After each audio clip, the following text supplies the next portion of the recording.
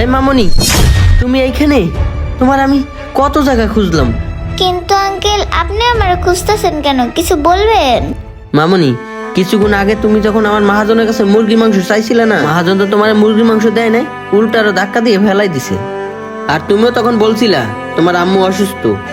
আচ্ছা মামনি, তুমি আমার একটা কথা বলো তো, তোমার আম্মুর কি হয়েছে?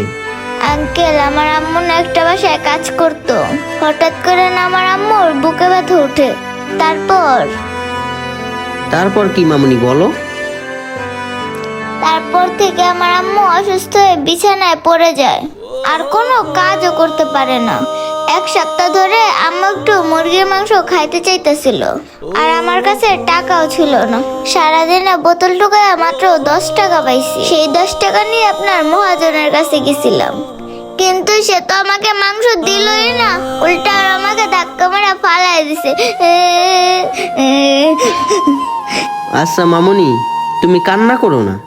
মামনি শোনো, আমার মহাজন তোমাকে মাংস দেয় নাই তাতে কি হয়েছে? আমি তোমার জন্য মাংস নিয়ে আসছি।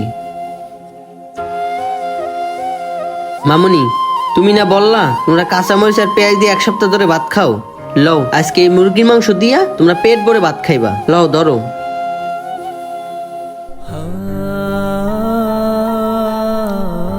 মামনি, তোমারে বেশি কিছু দিতে পারলাম না।